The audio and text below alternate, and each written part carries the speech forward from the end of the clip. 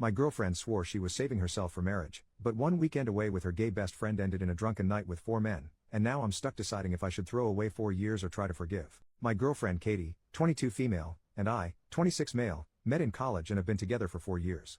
I'm the first person she's ever had a relationship with because her parents were very strict in high school. Our parents are religious and don't believe in lovemaking before marriage, and while I don't really care, she's very close with her parents, so we've been waiting. Now that she's graduated, I was planning on proposing within the next few months. I had a ring picked out and everything. I was head over heels for this girl. That all changed last night. Or last weekend really. Katie has had a male best friend since high school that her parents never liked because he claimed to be gay. Let's call him Liam.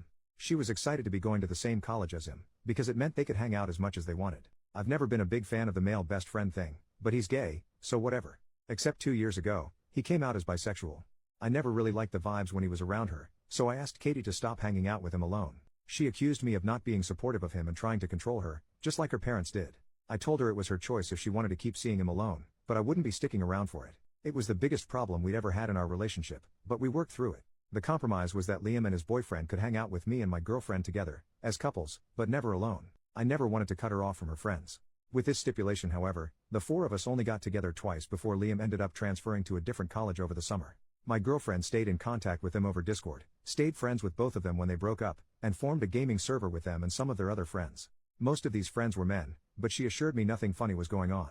Most of them even had girlfriends, she said. Last weekend was Liam's birthday party, and he invited her. Katie wanted to talk to me about it first, to make sure I was okay with it. She said she wanted to go since she hadn't seen him in 2 years, and it was only a 2-hour drive away. A bunch of her friends from the Discord server that she had never met in person before were going to be there, women included, and Liam's girlfriend would be there too. Since I had a weekend trip planned, leaving Friday, returning Sunday, I unfortunately wouldn't be able to attend with her, but I told Katie I trusted her and had no problems with her going to see her friends. The problem started Saturday night. She texted me in the morning when she was leaving for the party, she texted me when she got there, and she texted me a couple times throughout the night to check in. Katie told me that she had planned on driving back around 9 or 10, but it was around that time that the text messages stopped. I assumed she was just having a good time and I didn't want to seem controlling, so I didn't bother her. I did stay up to watch her location and make sure she got home though, and she did, around 2 a.m. It was unusual, but I trusted her, and didn't want to make any assumptions. I would call her in the morning and she would explain that she just got carried away having fun with her friends, I thought.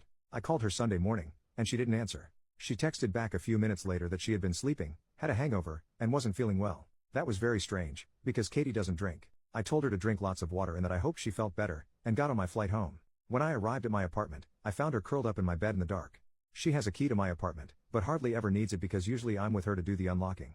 I asked her why she hadn't stayed at her apartment to rest up, but she didn't say anything. Since then, the entire week, she has been saying she's not feeling well and has not left my room. She's taken off work, and I've been going home on my lunch breaks to make sure she was eating. I was worried about her, but in the back of my mind, I was also suspicious about what had happened at the party over the weekend. Late last night, Katie woke me up from the couch sobbing. It was the first time she had left my room since I'd gotten home, other than to use the bathroom. I consoled her until she had calmed down enough to be coherent, and asked her what was wrong. She told me she had done something horrible. She told me Saturday night, she had somehow gotten really drunk on accident, and Liam offered to drive her home. 3 of her friends from the gaming server on Discord got in a second car to follow them, to take Liam back home after they got to Katie's apartment. They helped her up the stairs and into her apartment. Then, she said, she made love with them. All of them. All 4 men. Katie said she doesn't remember most of it, that she was really out of it and didn't know what was going on. She said she's been sick ever since trying to figure out how to tell me, because she loves me so much and didn't want to hurt me. Didn't want to hurt me, but gave away her cherry, that she was supposedly saving for marriage, to 4 other men, instead of the man who spent the past 4 years caring for her. She said she wanted to tell me right when I got back, which is why I found her in my apartment, but she couldn't bring herself to because she didn't want to lose me. She begged me not to break up with her. I told her I needed some time to myself to think. She then begged me not to make her go back to her apartment. I didn't feel like fighting, so I just told her she could go back into my room.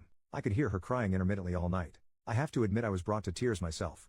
I can't believe how she would throw away our whole relationship, the 4 years we've built together, over one party. I was going to propose soon.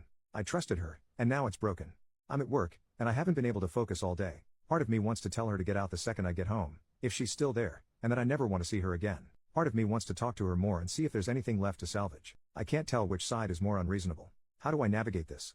Edit, I have heard everyone and am on the way home to go check on her. For those telling me to break up with her, even if it turns out not to have been SA, I could never forgive myself if it was and I left her to deal with it on her own. Update 3 days later, trigger warning, SA. My girlfriend has gone to bed early and I have nothing better to do, so I'm finally getting a chance to write this. After reading all the comments that opened my eyes to what really happened, I left work a little before lunch and immediately went home to check on my girlfriend. She was as I had left her, curled up in bed and crying. The first thing I did was just go hold her, after asking for consent. I cried with her. After a while, I gently brought up what happened that night. Did she actually want any of that to happen? A lot was said, but long story short, and as many of you suggested, she did not. To clear some things up, these friends that she was with at the party were not just random people she met online. They were personal friends of Liam, who she had been best friends with for 8 years. These friends, while she herself never met them in person, were people she had talked to and gamed with over the past year or so. I would hear her talking with them over the headset and I never noticed anything strange. She's pretty shy and introverted, so I was happy for her to have friends to play with while she gamed. They weren't all men either. From what she said, there were 4 or 5 women in the server as well. Of the people at the party, 3 of the men and 2 of the women attended. Also there were Liam's girlfriend, a couple of other friends, and a few of their partners. All in all, there were only around 15 guests, and everyone knew each other for the most part. It was never meant to be a huge thing, just a get-together of Liam's closest friends at his house. Alcohol wasn't even supposed to be a big part of it. At the beginning of the party, a lot of them just gamed together, since they hadn't been able to in person for a while. There was no big girl or guy separation, as a lot of people at the party were LGBT+. Some people got in little groups to chat together, just general mingling, etc. About midway through the party, one of the guests poured everyone some mystery shots. Katie rejected it at first. Liam, however, urged her to for his birthday. When everyone else heard she'd never taken a shot before, they all egged her on too. It was just one shot. Liam insisted it would wear off well before time for her to head home, and if not, she could just wait however much longer until she felt comfortable driving. She felt like she had to. From that point, things got a little less clear. There was more hanging out. There was more alcohol. People, she wasn't sure which ones, kept handing her drinks and insisting. She didn't want to ruin Liam's party, and she knew if nothing else, he would look out for her. She didn't feel right, but Katie said she thought he would have told her if something was wrong, and he kept telling her everything was okay. She remembers feeling really sick. She remembers seeing others passed out on the couch. She remembers Liam saying he wanted to personally take her home, driving her car, to make sure she was okay. He felt bad he had let her get so messed up, he said. She remembers one of her friends from Discord telling Liam he would follow them in his car to take Liam back after, and she remembers 2 more guys from the Discord getting in his car. She remembers Liam giving her a bottle of water in the car to help her sober up. She remembers them carrying her up the stairs to her apartment and laughing. Being brought inside her apartment. I'm not going to describe any further than that. She didn't want any of what happened. Was she naive? Maybe. Did she probably miss some red flags, make some choices she shouldn't have? Sure.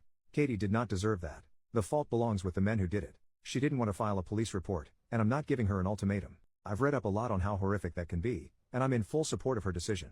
Of course, if she ever changes her mind and decides she does want to file a report, I'll be there for her through that too. What we are going to do is see a doctor. Part of the reason Katie says she spent most of this time curled up in bed is that she has been in a lot of pain. She really doesn't want to be poked and prodded it down there, but after some convincing and assurance, she agreed. She's going to be seen on Monday, and also going to get pregnancy and STI testing, which we're equally worried about, done while we're there. Over the weekend we've talked a lot. We've both cried a lot. There's been lots of hugs, and giving space when needed. I have opened up the curtains in the bedroom so she gets sunlight in there at least. For anyone who is concerned, no, I'm not making her go back to her apartment. For the jerks who suggested it, no, I'm not leaving her, before or after her healing, to find someone who isn't damaged, and no, I will not be ratting her out to her parents. I'm taking the entirety of next week off to stay home and take care of her, go to as many doctor's appointments as needed, set up therapy, etc. I don't think I can ever make up for leaving her alone the way I did this past week, but I will be there for her through anything and everything that comes next, whatever that may mean. Again, thank you to everyone from my first post who helped me realize what an egocentric dummy I was being. Katie isn't okay right now, but hopefully we can get there.